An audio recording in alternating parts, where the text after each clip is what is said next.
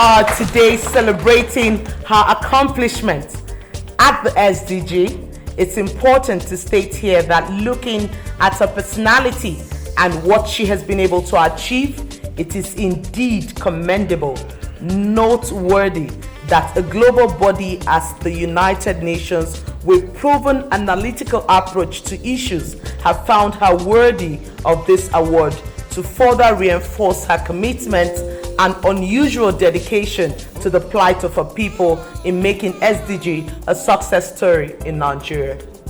I thank the UN, thank you so much, and the organizers of this award for finding it imperative to reward performance and dedication to duty. This will go a long way to instill that sense of duty and encourage more people in their services to the nation to give their best. We're proud that she's a woman, and we're proud that she has done exceptionally well.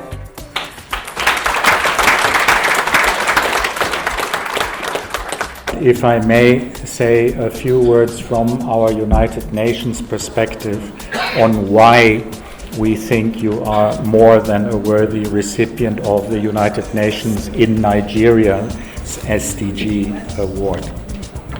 You have established a countrywide presence of OSAP, the Office of the Senior Special Assistant to the President on SDGs. Now this countrywide presence that you've worked hard for, translates what I know is your firm belief that the SDGs, the Sustainable Development Goals, are for everyone, everywhere. You constantly reminded us that it's not just one part of the country, not just one particular group of people. The SDGs have to be relevant for all citizens. And I remember running into your team in Bayelsa, in the very south of the country, a few months ago, as they were preparing for a visit of yours there later that week, handing over some institutions.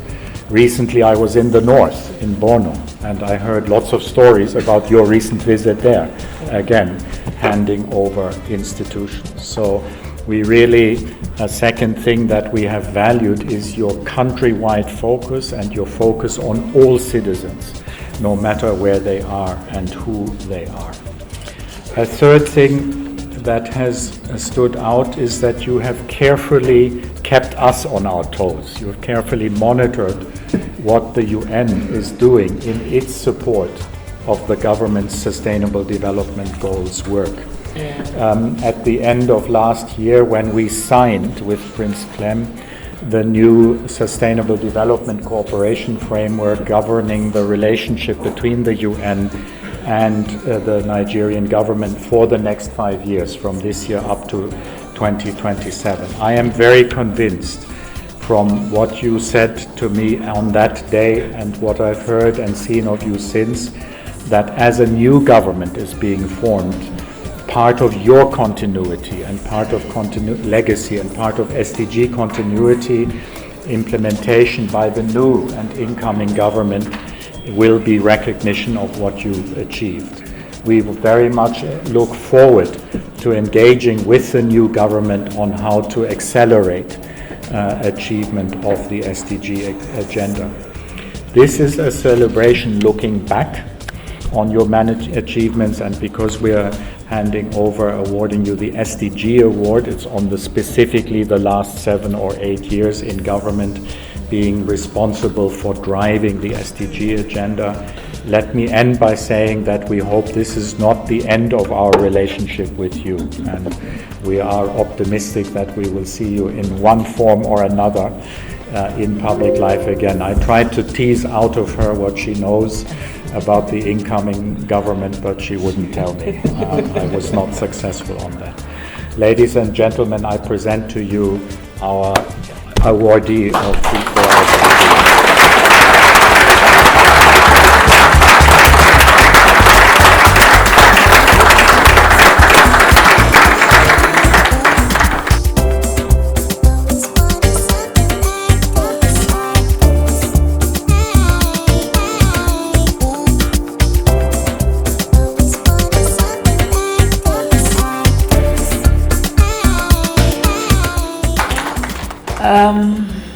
Let me begin to thank God for a day like this and for the gift of life. It's very difficult for me to express my feelings in spoken words, and I'm very humbled and elated to sit amongst you today as a recipient of 2023 United Nations SDG Champion from the United Nations system in Nigeria. This is significant and momentous occasion for me, for my team, also SDG family. I am deeply honored by this recognition of my team's modest contribution to the 2030 Agenda for Sustainable Development. Although I have been honored today, but I am not the only one that did the job. I have a very committed members that we call ourselves SDG family, who are dedicated, who are resilient, who are hardworking, who are very, very committed to ensure that Nigeria achieves sustainable development goals. In accepting this award today, let me place it on record that my profound gratitude and appreciation goes to the United Nations country team under the leadership of my brother, His Excellency Matthias Mali, for your commitment, for love for Nigeria. Because what you, the country team, UN country team are doing for Nigeria is beyond the call of duty. You just love this country and you are doing the best for this country. So I thank all of you for all what you have done and what you are doing. Together we have made a significant progress in our collective desire to achieve the sustainable development goals and that leave Nigeria, no Nigeria behind. The UN system have been very wonderful, very supportive. Permit me to reiterate again, I whispered it to you a few months ago that the support you have given to the outgoing then, now outgone president must be extended to this new administration in no measure. Please extend that solidarity and support to the new administration. We have started well and we will finish well by God's grace. And Nigeria will be better. Thereby, I commit this award to my team, your chaplain.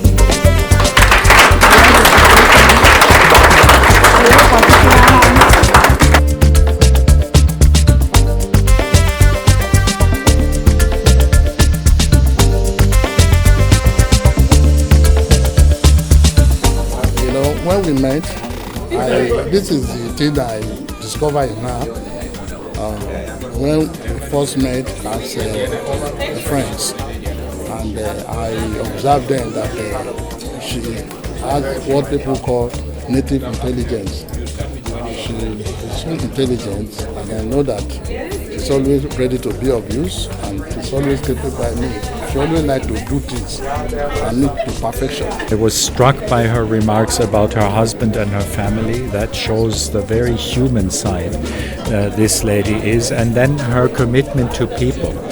So beneath the steeliness is an incredible passion for people, both people close to her in family terms, but also the people in whose name we all speak and who we serve. And I think, as the documentary showed, she just doesn't express her passion and her emotions, she does something about it. So the many skills centers she has helped set up through the country, the institutions, including medical facilities and schools, are a demonstration that beyond the passion there is action. Very well. I've challenged the UN system, the UN country team, to also extend the same solidarity, the same commitment, the same support and encouragement to this new administration, so that together, working with the private sector, who are the non-state actors and other critical stakeholders, we can get to where we are going in no time. And when you look at the way the government started now, it has ignited a lot of things, and meaning that we are going to move forward very fast. So, but everybody needs to come on board to work with the government. Government alone cannot do it. We need the support of everyone. You don't have to hold a title before you can contribute your quota.